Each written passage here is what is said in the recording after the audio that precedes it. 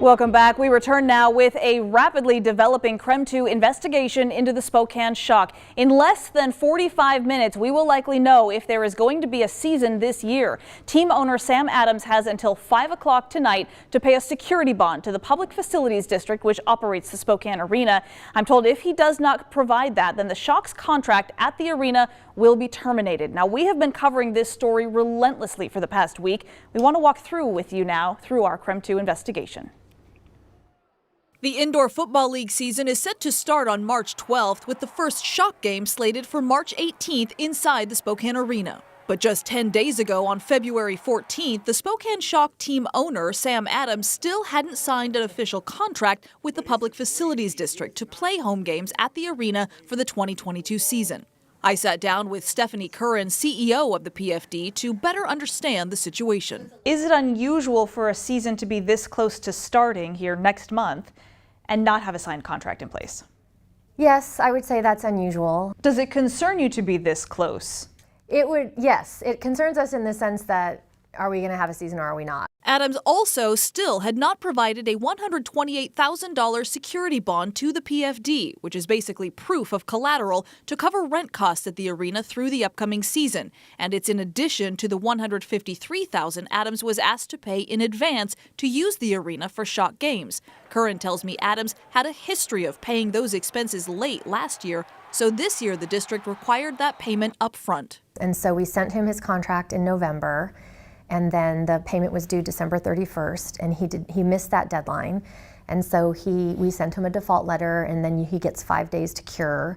And he did send us, he wired us money that did not clear the bank.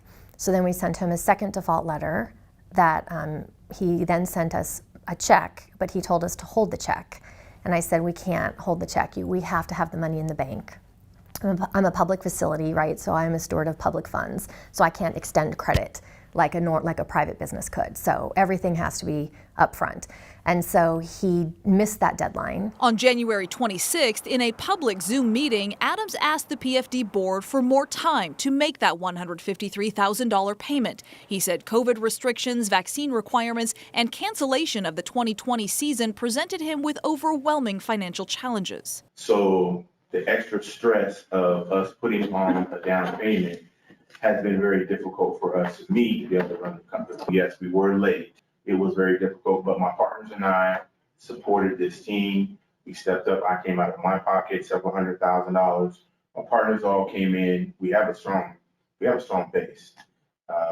We want to be here in Spokane. We love this area. 24 hours after our story aired, Adams did sign his contract with the PFD, but still has not provided the security bond. So the district issued a default letter giving Adams 5 business days to comply. When I spoke with the commissioner of the IFL, he told me it is unprecedented to be this late in the season and still not have a lease in place. He also told me, based on our investigation, the league has now opened its own investigation into the Spokane Shock and team owner Sam Adams. In a statement, the commissioner said Spokane, Washington is an outstanding city and market for indoor football, and the Shock have a special history. He says as we continue to sort through the details of this situation, our league's expectations are professionalism at all levels of an organization. He said we will have no more comments until our investigation is complete.